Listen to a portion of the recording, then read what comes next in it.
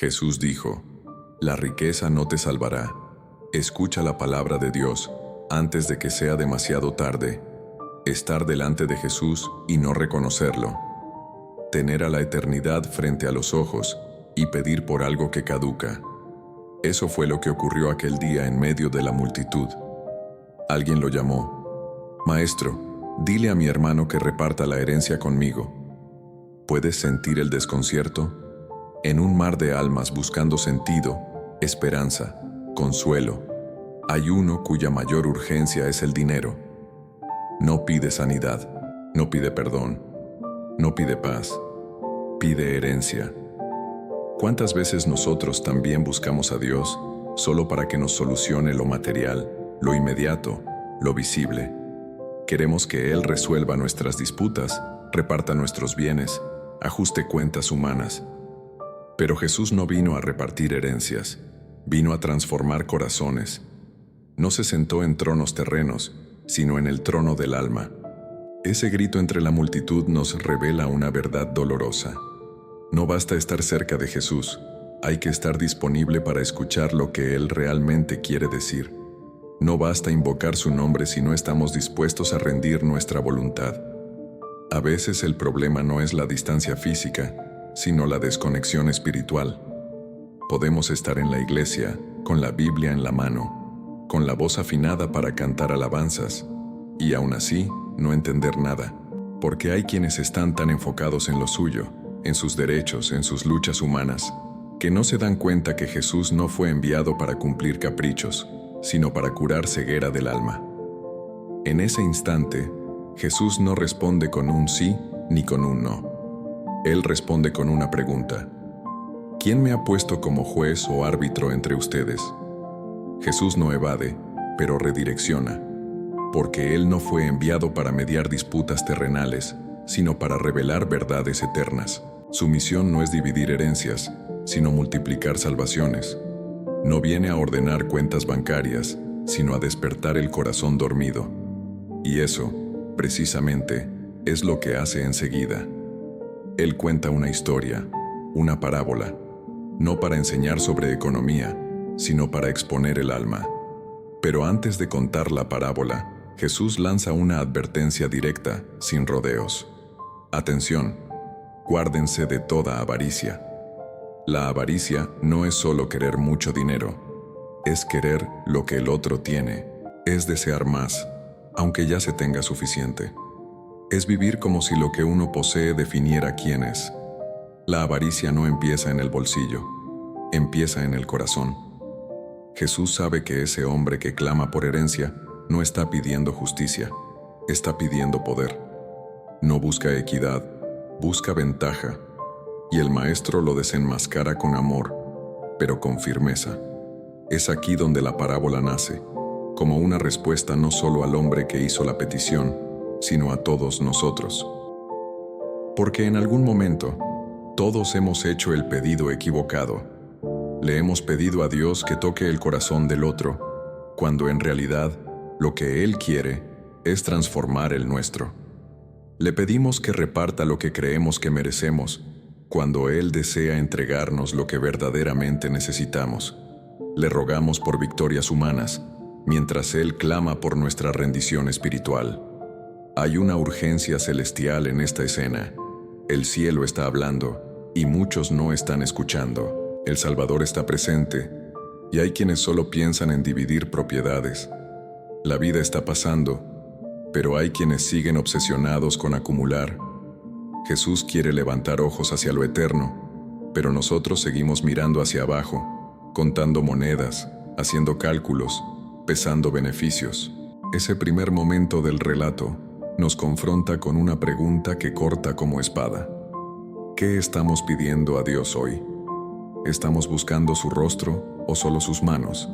¿Queremos su voluntad o solo su intervención? ¿Estamos con el corazón rendido o con la lista de exigencias en mano? Porque una cosa es clamar a Jesús, otra muy distinta es comprender quién es Él realmente y lo que vino a hacer por nosotros. El inicio de este evangelio no es solo una introducción a una parábola, es una alerta para el alma, una llamada urgente para revisar nuestras intenciones. porque podemos estar orando mucho, pero por motivos equivocados. Podemos estar invocando a Jesús, pero con deseos que lo entristecen. Y Él, que ve más allá de nuestras palabras, responde no con lo que queremos oír, sino con lo que necesitamos confrontar. ¿Y tú? ¿Qué has estado pidiendo últimamente? ¿Qué lugar ocupa Jesús en tus planes? ¿Qué tan dispuesto estás a cambiar tus peticiones por su propósito? Porque puede que estés en el momento justo, en el lugar justo, delante del Dios vivo, pero haciendo el pedido equivocado. Jesús no entra en herencias, sino en corazones. Cuando aquel hombre en la multitud le pidió a Jesús que interviniera en un asunto de herencia, tal vez esperaba una solución rápida, una palabra de autoridad, un respaldo divino para lo que consideraba justo. Pero la respuesta del maestro lo descolocó. No entró en el juego legal, no ofreció mediación, no se posicionó a favor de uno ni en contra del otro.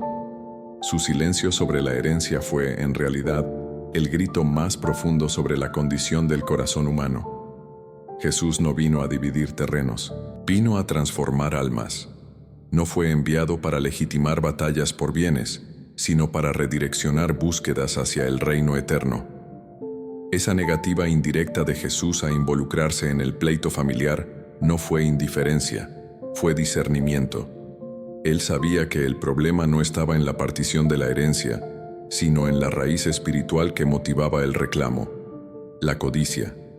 Esa avaricia silenciosa, disfrazada de justicia, es una de las enfermedades más antiguas del alma humana. Jesús no cayó en la trampa de resolver el síntoma, fue directo a la causa. Él no se deja usar como instrumento para peleas egoístas, no se presta para legitimar deseos contaminados. Jesús no se pone del lado de quien grita más fuerte, sino del lado de la verdad que liberta. La enseñanza es clara. No todo lo que parece justo lo es delante de Dios. Muchos claman por lo que creen que les pertenece, pero ignoran si su clamor nace de la luz o de las sombras. ¿Cuántas veces justificamos nuestra búsqueda de más, envolviéndola en discursos de derecho, de esfuerzo, de yo me lo merezco? Pero Jesús mira más allá del discurso.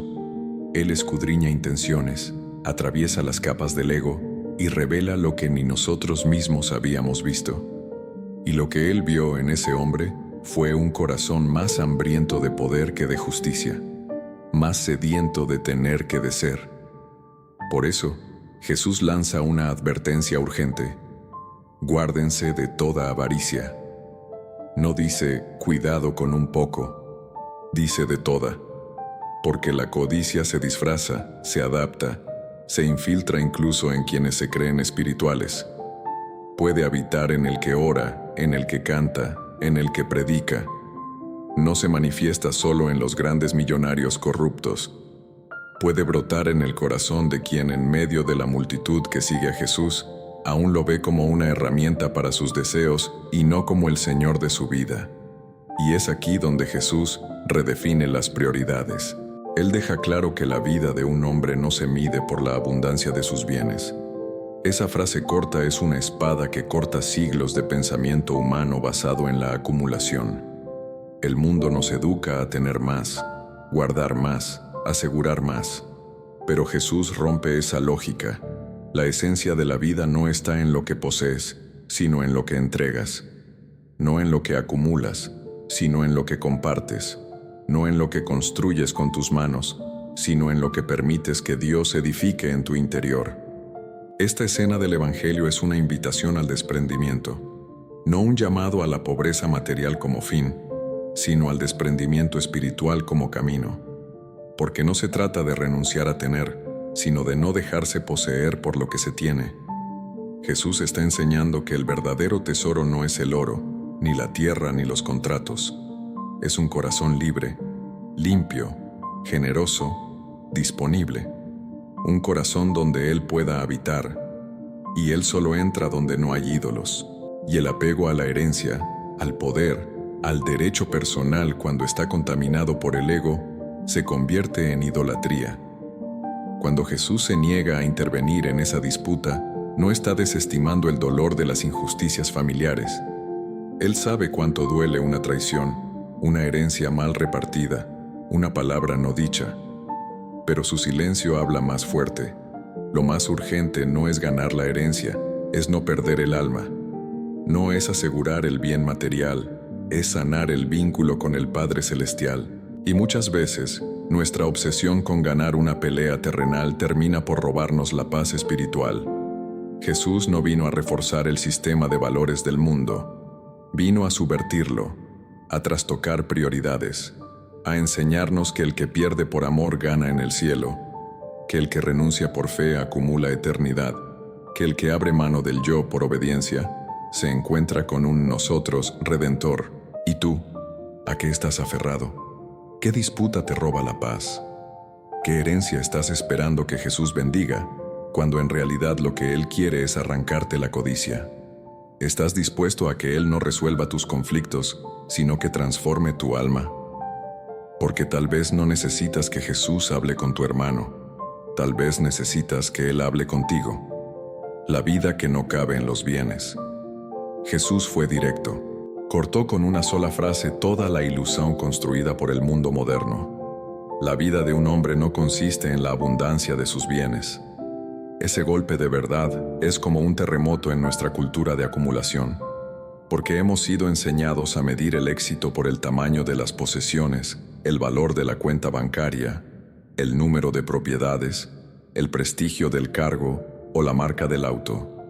Pero Jesús, sin rodeos, nos advierte: eso no es vida.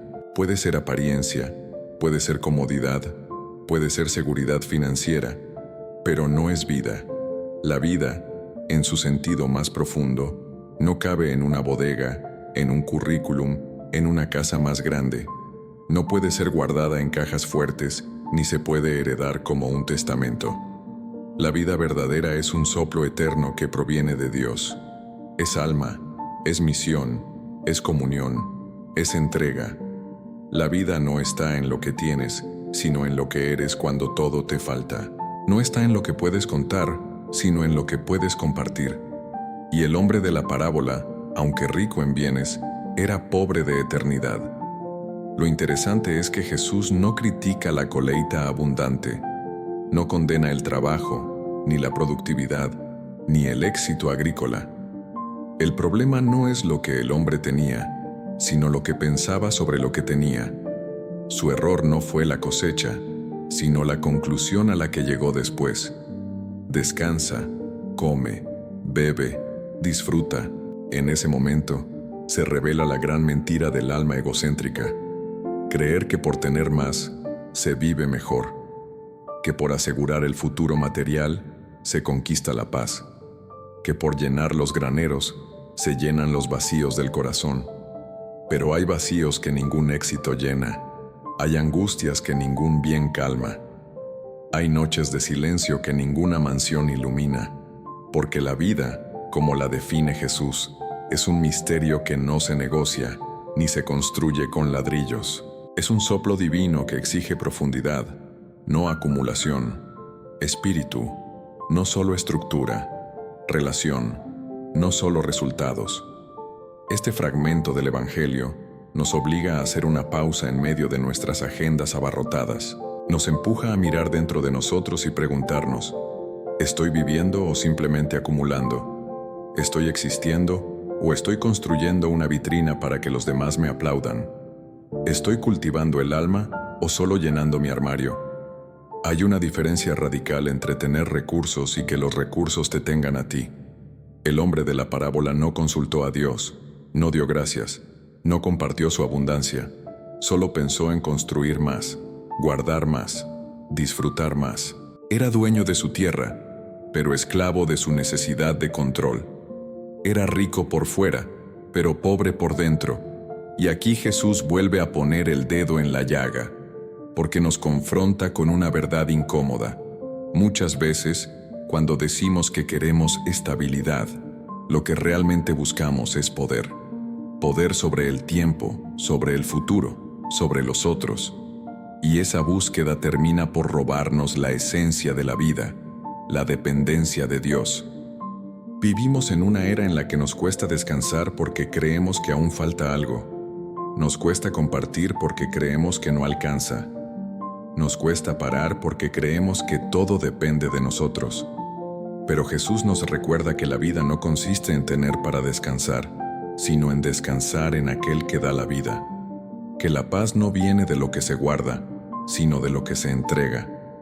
Esta parábola no es solo una advertencia, es una invitación a cambiar de lógica, a salir del ciclo del más y entrar en la dinámica del mejor, a dejar de construir graneros externos y empezar a cultivar el templo interior, porque el día que el alma se vacíe, ni la riqueza más opulenta podrá comprar un instante de eternidad. Jesús está gritando a través de esta historia: no vendas tu alma por una seguridad ilusoria. No hipoteques tu paz por un éxito que el cielo no reconoce. No inviertas todo tu tiempo en algo que no pasará del polvo. Entonces, la pregunta es inevitable. Si hoy la eternidad tocara tu puerta, ¿lo que estás construyendo aquí abajo tendría valor allá arriba? El monólogo del yo.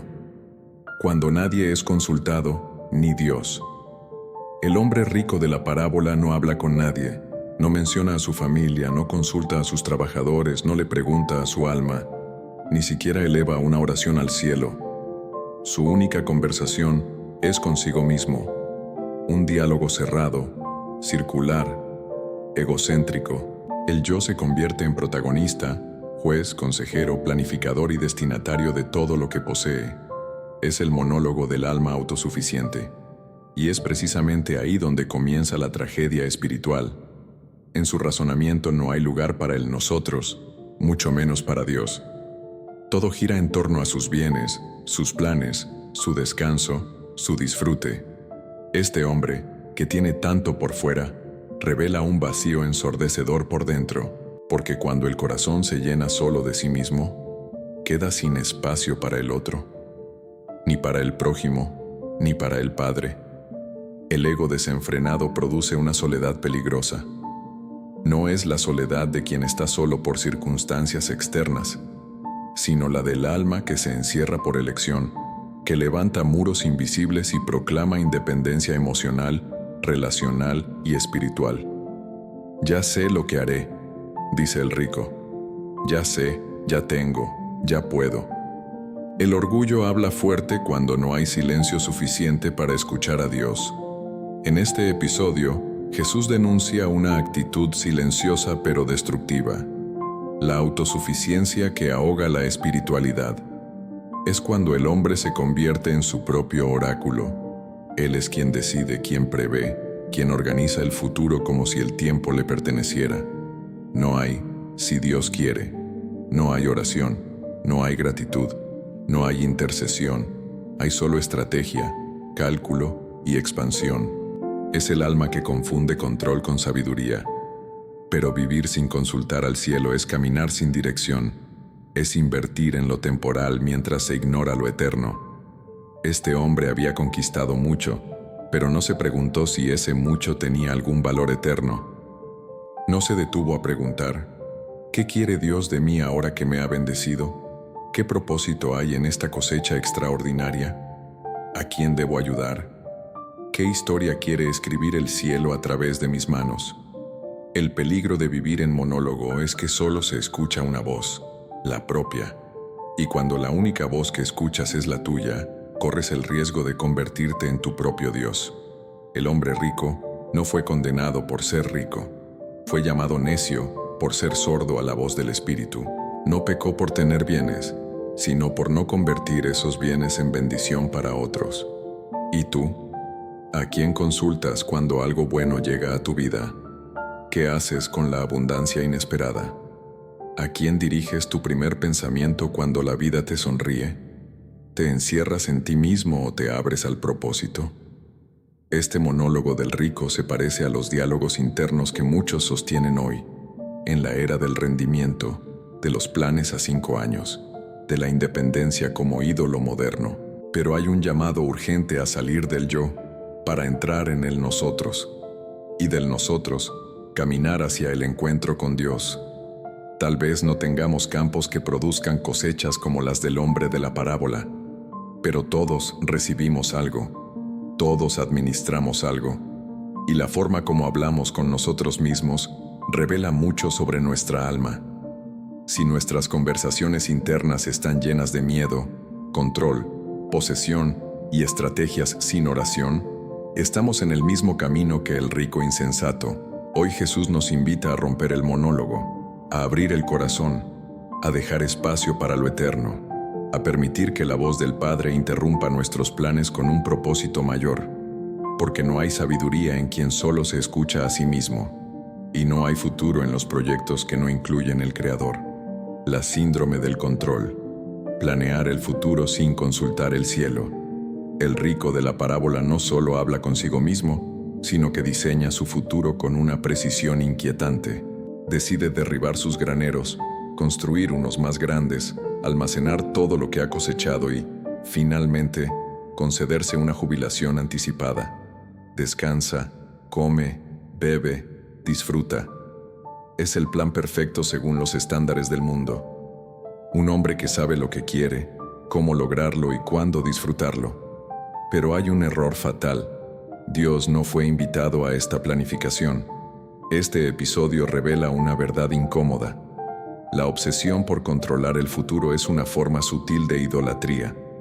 La síndrome del control se disfraza de prudencia, de responsabilidad, de previsión, pero en su raíz hay un miedo profundo, el de depender, el de confiar, el de soltar.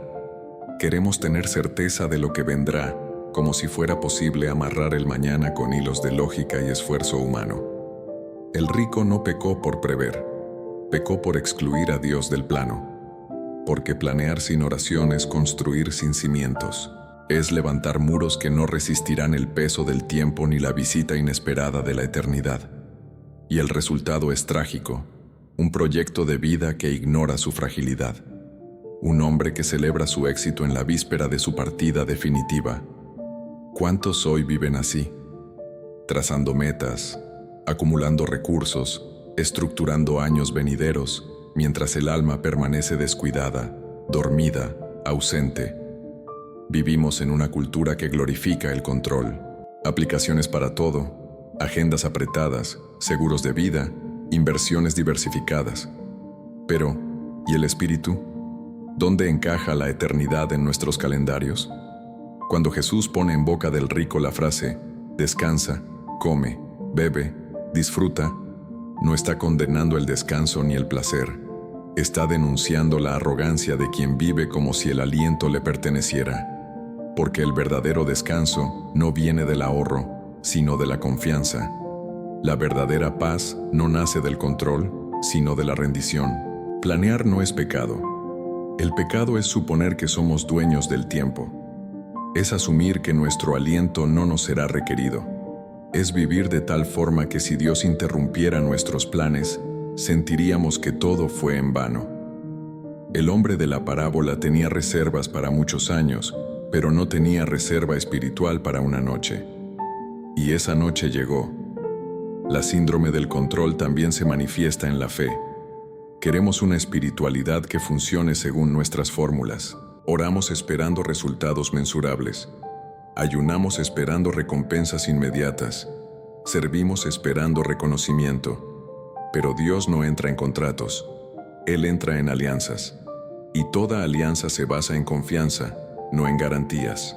¿Qué pasaría si hoy el cielo interrumpiera tus planes? ¿Si tu seguridad se viera sacudida? ¿Si tus estructuras de previsión colapsaran? ¿Tienes una fe que soporta el imprevisto? ¿Tienes una relación con Dios que trasciende los resultados? El mensaje de Jesús en esta parábola no es contra el esfuerzo ni contra la riqueza. Es contra el orgullo que nos lleva a vivir como si Dios no existiera. Contra la ilusión de que el control garantiza vida. Y a favor de una entrega radical, donde cada decisión, cada plan, cada paso está bañado en oración, discernimiento y apertura a lo eterno. Porque en el reino de Dios, el control es una ilusión. El verdadero poder está en confiar, en soltar, en saber que incluso si todo cambia, si todo se desmorona, si todo lo planeado se desintegra, hay una roca más firme que nuestras previsiones. Hay un pastor que guía incluso en el valle de sombra. Hay un Dios que nunca improvisa, aunque a veces interrumpa. La palabra más dura de Dios: loco. Entre todas las palabras que Dios podría haber usado para definir al hombre de la parábola, hay una que cae como un rayo y deja marcas profundas. Loco. No lo llama necio, ni insensato, ni perdido. Lo llama loco. Una palabra que, en boca de Jesús, no es una exageración retórica ni una reacción emocional, sino un diagnóstico espiritual. Una sentencia que revela el abismo que existe entre el juicio humano y el juicio divino. A los ojos del mundo, el rico era un ejemplo, un modelo de éxito, un hombre estratégico, visionario, que supo aprovechar sus oportunidades y asegurar un futuro tranquilo. A los ojos de Dios, era un loco, porque su mente estaba llena, pero su alma vacía, porque su agenda estaba organizada, pero su eternidad era un caos, porque acumuló tanto en la tierra que no dejó espacio para el cielo. La locura espiritual es más común de lo que pensamos. No se nota en la apariencia, no grita en la calle, no se esconde en la marginalidad. Muchas veces está vestida de traje, vive en casas confortables, gestiona empresas, da conferencias, influencia multitudes, pero internamente está desconectada de la realidad más urgente, la de que la vida es un soplo y que todo lo visible es pasajero. Jesús llama loco a quien vive como si no hubiera fin, a quien acumula como si la vida no tuviera fecha de expiración, a quien cree que el cuerpo es eterno y el alma una sugerencia, a quien piensa que la muerte es un evento lejano, cuando puede estar a una respiración de distancia. La locura espiritual consiste en poner el yo en el centro del universo. Es creerse invulnerable, intocable, indispensable. Es vivir sin rendición, sin gratitud, sin conciencia de dependencia. El rico de la parábola no pidió consejo, no agradeció, no compartió, no adoró. Solo habló consigo mismo, como si su voz fuera suficiente para garantizar su destino. Y en la noche, cuando todo estaba listo, cuando los graneros estaban agrandados, cuando la seguridad parecía completa, el cielo interrumpe. Y no lo hace con suavidad, lo hace con juicio. No hay advertencia, no hay segunda oportunidad, no hay aplazamiento. Solo una frase cortante: loco, esta misma noche te reclamarán la vida. Esa frase estremece, porque no dice morirás, sino te reclamarán la vida. Como si Dios dijera: lo que tienes no es tuyo, ni tu tierra, ni tu tiempo, ni tu alma. Todo te fue prestado, y ahora el que te lo prestó viene a pedirlo de vuelta. ¿Y qué queda? ¿Qué permanece cuando todo lo acumulado se desvanece? Aquí está el corazón del mensaje. El juicio de Dios no se basa en cuánto tienes, sino en lo que hiciste con lo que te fue dado. El loco no es el que tiene bienes, sino el que vive para ellos. El que convierte lo temporal en su Dios. El que construye fortalezas sobre arenas movedizas. El que vive para esta vida como si no hubiera otra. Jesús no llama loco al que tropieza, sino al que ignora al Eterno. No al que comete errores, sino al que vive sin propósito superior. No al que tiene preguntas, sino al que no quiere respuestas. No al que lucha, sino al que presume que ha vencido sin haber peleado el combate espiritual. La palabra loco es una alarma del cielo, no para condenar, sino para despertar, no para aplastar, sino para sacudir. Es la forma más cruda y urgente con la que Dios nos dice: estás viviendo de espaldas a la verdad. Estás corriendo hacia un abismo sin darte cuenta. Estás gastando tu energía en lo que no salva. ¿Y tú que escuchas este mensaje, cuáles son las palabras que Dios usaría para definirte hoy? ¿Estás construyendo graneros o altares? ¿Tu vida está diseñada solo para el ahora o también para la eternidad? ¿Tus planes incluyen al Creador o solo al Creador de tus metas? Ser llamado loco por el cielo no es un insulto. Es un llamado a despertar. Es la sacudida que el alma necesita antes de que la noche llegue. Porque aún hay tiempo, aún hay gracia. Aún puedes vivir de forma sensata, lúcida, conectada con el reino, y dejar atrás de una vez por todas esa locura moderna de vivir sin Dios. Cuando llega la noche y nadie está listo, hay una hora que todos conocerán, pero nadie puede prever. No tiene alarma, no manda aviso, no espera tu comodidad, no aguarda a que firmes el último contrato ni a que termines ese viaje soñado. La noche, esa noche que no es solo ausencia de luz, sino interrupción divina, aquella que llega silenciosa pero con peso eterno. En la parábola, esa noche se vuelve protagonista sin tener nombre, no tiene rostro, no tiene manos, pero viene con la autoridad de aquel que rege, o tempo e a eternidade, y a esa noche ningún plan humano le hace frente. El hombre rico había proyectado todo: agrandar graneros, acumular bienes, disfrutar años de abundancia, vivir en un eterno descanso ficticio. Había dibujado el mapa perfecto de una existencia tranquila. Lo único que no había considerado era que la vida no le pertenecía, que su alma tenía dueño, que su aliento era préstamo. Y entonces, de repente, Dios interrumpe, con una frase que no tiene curva ni diplomacia: esta misma noche te reclamarán la vida. Esta misma noche tiene la fuerza de un relámpago. Es el recordatorio brutal de que no somos dueños del tiempo, que por más que intentemos organizar nuestra existencia, hay un reloj mayor que escapa de nuestras manos. Esa noche puede ser literal o simbólica, puede ser una enfermedad repentina, una pérdida inesperada, una crisis que desmorona las certezas, o, simplemente, puede ser el fin, el regreso de nuestra alma al Creador. Y entonces, ¿quién está listo? ¿Quién vive como si hoy fuera su última oportunidad de amar, de perdonar, de hacer el bien, de reconciliarse con Dios? El drama de la humanidad no es la muerte, es la falta de preparación. Vivimos como si fuéramos eternos, postergando lo esencial, invirtiendo en lo efímero, despreciando lo que permanece. La noche llega para todos.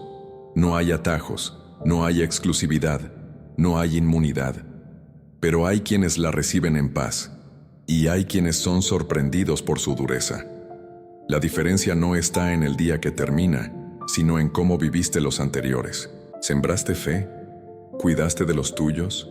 ¿Perdonaste a tiempo? ¿Te reconciliaste con tu propósito?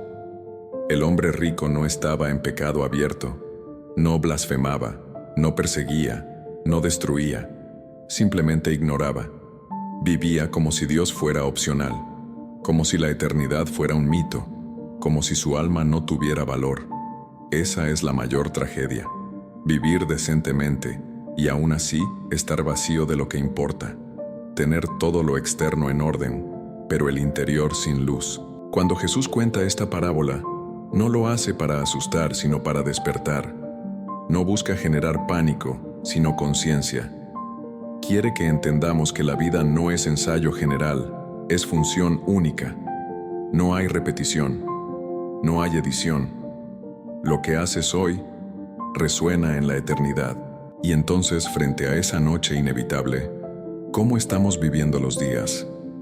¿Estamos priorizando lo urgente o lo importante? ¿Estamos cultivando relaciones profundas o solo apariencias? ¿Estamos invirtiendo en el alma o solo en el cuerpo? Porque la noche vendrá, no importa cuándo, pero vendrá. Y ese día no podremos esconder los graneros llenos, ni justificar el egoísmo, ni negociar con el cielo. Solo quedará una pregunta retumbando en el corazón: ¿viví para Dios o para mí? Y esa pregunta no tendrá respuesta con palabras, sino con lo que hayas hecho de tu vida. Por eso, hoy es el día. No esperes el diagnóstico, no esperes la vejez, no esperes el susto. Empieza ahora. Vive con la urgencia del que sabe que no tiene tiempo para perder. Ama con intensidad, da con generosidad, perdona con rapidez, sirve con alegría y sobre todo, mantente listo, porque la noche vendrá. Pero quien vive con Dios nunca es sorprendido por la oscuridad, el vacío que ni graneros llenos pueden saciar. Hay un silencio que resuena incluso entre ruidos de éxito, una soledad que no se cura con compañía, un hambre que no se sacia ni con los graneros más llenos. Es el vacío de quien lo tiene todo, pero ha olvidado lo esencial. En la parábola que Jesús cuenta, el hombre rico había logrado una hazaña impresionante, una cosecha desbordante, una planificación astuta y un proyecto que aseguraba años de descanso. Pero justo cuando pensó que lo tenía todo, fue confrontado con la única verdad que no puede ser almacenada: la eternidad. Ese hombre construyó sus planes sin fallas técnicas. Económicamente era brillante, estratégicamente era sabio, pero espiritualmente estaba quebrado. El vacío no se revela en la escasez, sino en la plenitud mal enfocada, porque el alma no se alimenta de trigo, ni descansa en bodegas. Y ese es el gran drama de muchos hoy. Coleccionan logros, acumulan bienes, celebran victorias visibles, pero dentro hay un silencio que grita, un algo que falta, aunque aparentemente no falte nada. Vivimos en tiempos donde el éxito se mide por cifras, seguidores, propiedades, viajes, rendimiento. Pero Jesús viene a decirnos algo completamente distinto. Tu vida no se resume en lo que tienes, porque lo que tienes no puede comprar paz, ni perdón, ni sentido, ni eternidad. Y aquí está la herida invisible del hombre moderno, el alma vacía en medio de un mundo abarrotado. Puedes tener la casa soñada y no tener hogar. Puedes tener fama y no tener identidad. Puedes tener todo lo que deseas y seguir sintiendo que no eres nada. Ese vacío es la señal divina de que fuimos creados para algo más, para una comunión que trasciende lo material, para una plenitud que no cabe en graneros, ni se mide en cuentas bancarias. Porque el corazón del ser humano fue hecho para Dios, y nada menos que eso lo saciará. El rico insensato no era malo por acumular. Era insensato por creer que eso bastaba. Era ciego para lo invisible. Tenía tanto que se olvidó de mirar hacia adentro. Y cuando Dios le habla, no menciona ni un solo pecado visible, no lo acusa de injusticia ni de maldad, solo le muestra su fragilidad. Esa noche morirás. Y entonces, ¿para quién será todo esto? La frase parece simple, pero es un espejo. ¿Para quién será lo que estás construyendo? ¿A quién está sirviendo tu éxito? ¿Para qué estás trabajando tanto? ¿Tu alma está creciendo junto con tus conquistas o se está encogiendo a cada logro que no compartes? Esa es la ironía divina. Cuanto más llenamos los bolsillos sin llenar el alma, más vacíos nos volvemos. Y llega un punto donde ni el placer más sofisticado puede calmar el peso de la falta de sentido. Este tópico no es una condena a la riqueza, es una advertencia al desequilibrio, porque el problema nunca ha sido tener, sino depender. El error no está en prosperar, sino en creer que eso nos define. Y cuando la identidad se basa en lo que se tiene, el alma se vuelve esclava de lo que puede perder. Por eso hay tanta ansiedad, tanto miedo, tanto desespero en quemar etapas y lograr más y más. No porque queramos vivir, sino porque tememos mirar hacia adentro. Pero hay otra forma, una manera distinta de vivir, donde los graneros no son para exhibir poder, sino para compartir vida, donde lo que tenemos no es fin, sino medio, donde el alma se siente plena no porque posee, sino porque reparte. Cuando entiendes eso, tu cosecha se convierte en misión, y entonces los graneros no son trampas, son herramientas. Ya no te vacías para acumular, te llenas para derramar. Ese es el llamado silencioso de esta parábola. Jesús no está hablando solo de riqueza, está hablando del alma, de ese lugar sagrado que solo Él puede ocupar, y está haciendo una pregunta a cada corazón. ¿Estás realmente lleno? Porque si tu plenitud no incluye a Dios, entonces es solo apariencia. Hoy es el día de mirar hacia adentro, de vaciar los graneros del ego, del orgullo, del miedo a no tener, de abrir espacio para lo eterno. porque el único tesoro que no se pierde es aquel que sembramos en el cielo, cuando decidimos que nuestra alma vale más que cualquier bien. La maldad de la omisión, cuando el bien no se hace. El pecado del hombre rico no fue robar, no fue explotar a nadie, no fue levantar sus graneros sobre el sudor de otros. No hay rastro de injusticia en sus negocios, ni sombra de corrupción en su cosecha. Su error y su condena fue otro, más sutil, más silencioso, más letal. Fue la omisión. No hizo mal, pero tampoco hizo el bien, y eso, ante los ojos de Dios, pesa como una deuda impagada, porque el Evangelio no nos llama solo a evitar el mal, sino a encarnar el bien. Jesús no menciona que el rico haya maltratado a los pobres, ni que haya cometido fraude, ni que haya sido cruel. Lo que él denuncia es la ausencia absoluta de generosidad, la ausencia de mirada al otro, la ausencia de propósito más allá del yo.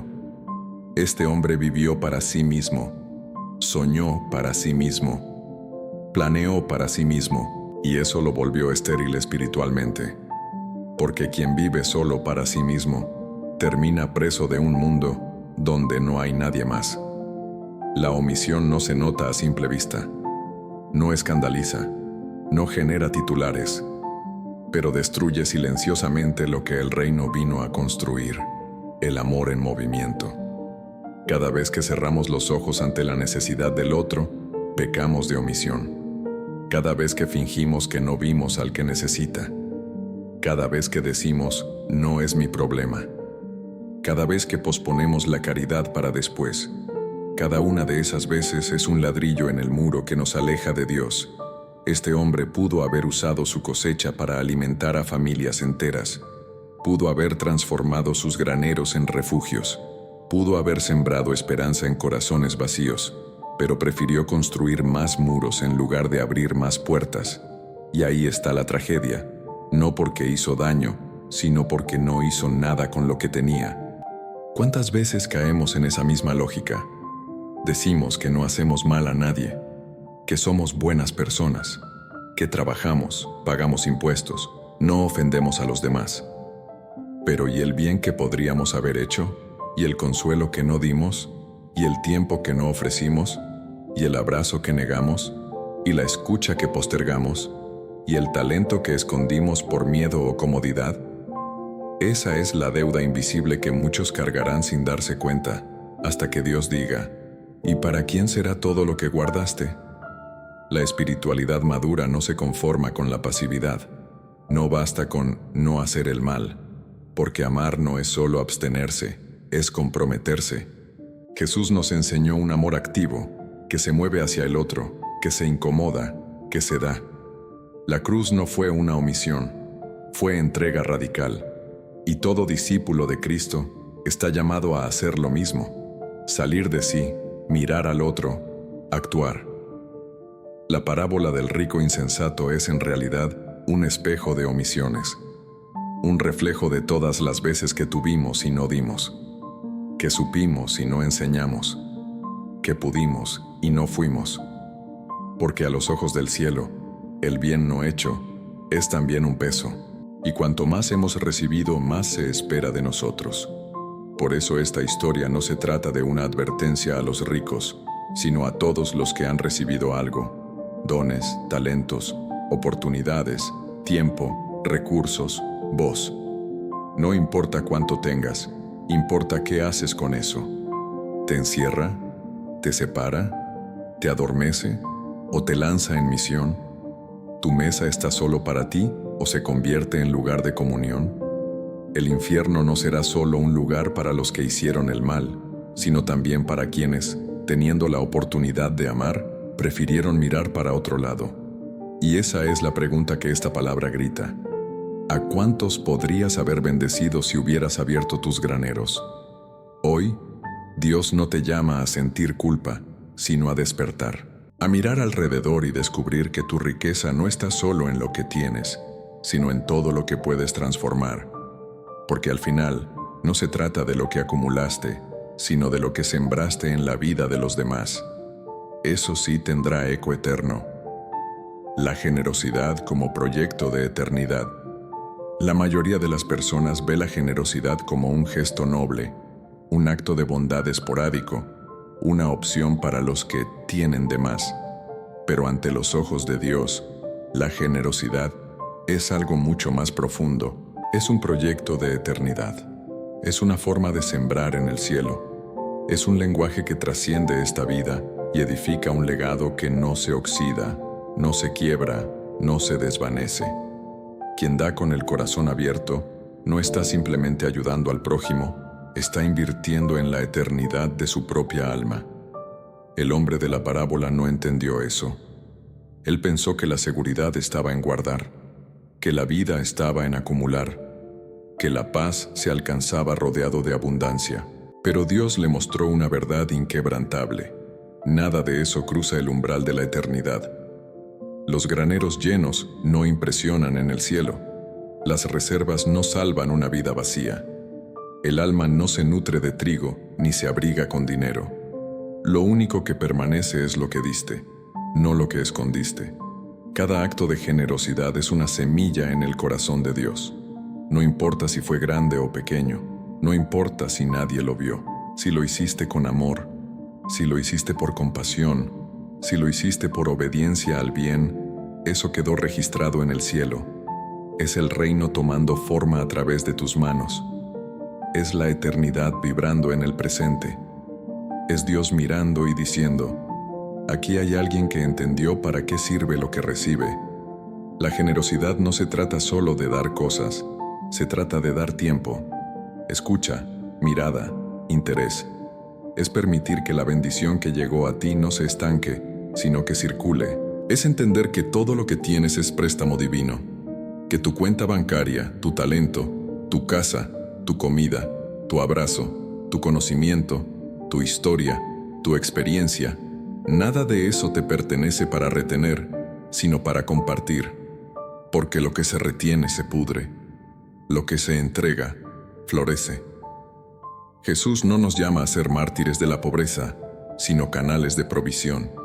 No nos pide que vivamos vacíos, sino que seamos vasos llenos que desbordan, y cuanto más damos, más espacio hacemos para que Dios nos llene de nuevo. No se trata de pérdida, se trata de flujo. El reino opera en otra lógica, en la del dar y recibir, en la del sembrar y cosechar, en la del ofrecer y multiplicar. Quien guarda todo, pierde. Quien reparte, gana el cielo. No hay generosidad sin confianza. Es fácil dar lo que sobra. Lo difícil es dar lo que cuesta. Pero ahí está la fe. En creer que si abro mi mano, Dios la llena de nuevo. En confiar que si comparto mi pan, jamás me faltará el alimento. Que si comparto mi sabiduría, no se agota, se multiplica. Que si comparto mi consuelo, recibiré consuelo aún mayor en mis días de angustia. Quien da, siembra milagros futuros. En el cielo no se cuentan monedas, se cuentan frutos. No se valora la cantidad, sino la intención. No se mide lo que diste, sino cuánto de ti pusiste en lo que diste. Porque al final, lo eterno no es el objeto, sino el amor que lo acompañó. El acto de generosidad es una oración muda, una adoración práctica, una forma de decirle a Dios: confío en ti más que en mis riquezas. Y quizás tú te preguntes: ¿pero qué tengo yo para dar? La respuesta es simple: tienes exactamente lo que otro necesita. Tu palabra, tu sonrisa, tu testimonio, tu fe, tu experiencia, tu compañía. Tienes más de lo que crees. Solo necesitas abrir los ojos y el corazón, porque siempre hay alguien al alcance de tus manos que necesita lo que tú puedes ofrecer. Y cuando entregas, algo en ti también se sana, se renueva, se ilumina. El hombre rico de la parábola construyó graneros, pero nunca abrió una mesa. Tenía reservas, pero nunca preparó un lugar para el otro. Su tragedia no fue ser rico, fue ser indiferente. Su error no fue tener, fue no compartir. Por eso Dios no lo llama malvado, lo llama necio, porque ignoró el propósito de su bendición. Vivió como si la vida fuera una carrera de acumulación. sin saber que el verdadero premio era lo que daba, no lo que guardaba. Hoy, el cielo sigue buscando corazones generosos, no solo para bendecir a otros, sino para transformar a quien da, porque cada vez que eres generoso te pareces más a Cristo. Y en ese gesto humilde y silencioso, estás construyendo un proyecto que no termina en esta tierra. Estás construyendo eternidad. Rico para Dios. La nueva riqueza del reino. Ser rico para Dios no tiene nada que ver con tener una cuenta bancaria llena. No se trata de títulos, bienes, fama, herencias o inversiones. Ser rico para Dios es un concepto completamente inverso a lo que este mundo valora. Es vivir con un corazón lleno, incluso si los bolsillos están vacíos. Es tener fe cuando todo parece incierto. Es ser capaz de entregar, incluso cuando parece que no queda nada. La nueva riqueza del reino no se mide en números, sino en frutos. Jesús termina la parábola del hombre rico con una sentencia desconcertante. Así sucede con el que acumula para sí mismo y no es rico delante de Dios. ¿Qué significa entonces ser rico delante de Dios? Significa que tus prioridades están alineadas con el cielo, que tus decisiones reflejan compasión, que tu tiempo, tu energía, tus recursos, tus talentos, tus días están puestos al servicio de algo mayor que tú. Es vivir sabiendo que todo lo que tienes no es tuyo, sino una herramienta para amar más y mejor.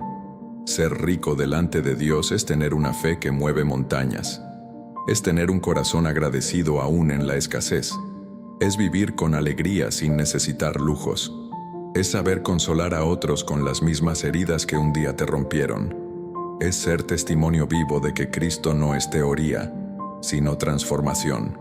Es caminar con los ojos en la eternidad, aunque los pies estén manchados de polvo. Es llorar con los que lloran, levantar al que cayó, sostener al que ya no tiene fuerzas.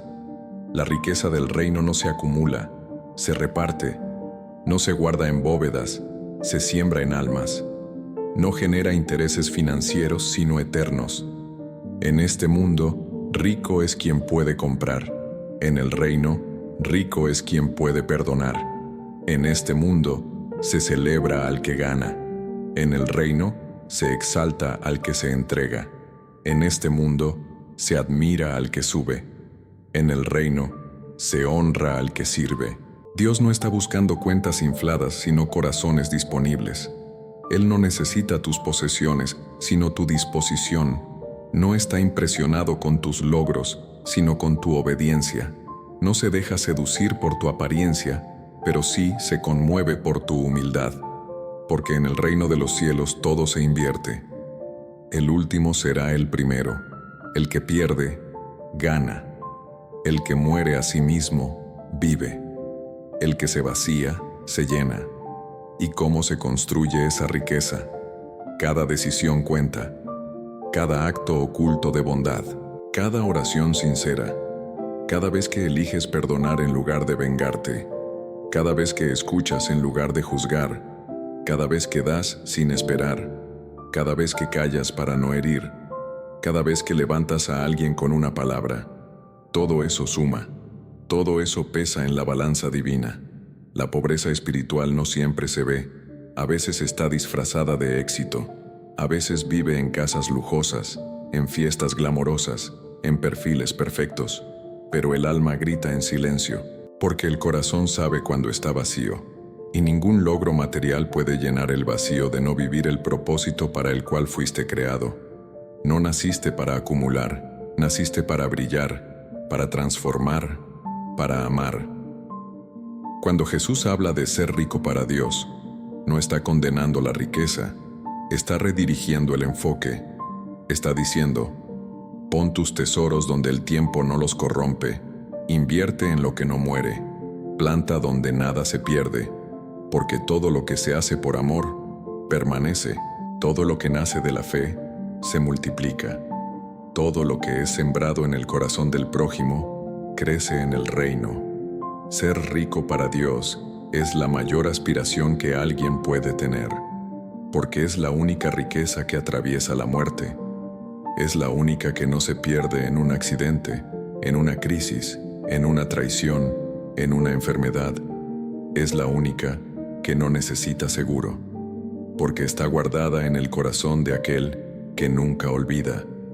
Hoy, Dios no te está llamando a ser perfecto, te está llamando a ser rico para Él, a dejar de medir tu vida por lo que posees y empezar a vivir por lo que entregas, a soltar los graneros vacíos de sentido y abrazar la abundancia del alma llena de propósito, porque en el reino, la verdadera riqueza es vivir para algo que no termina cuando termina la vida.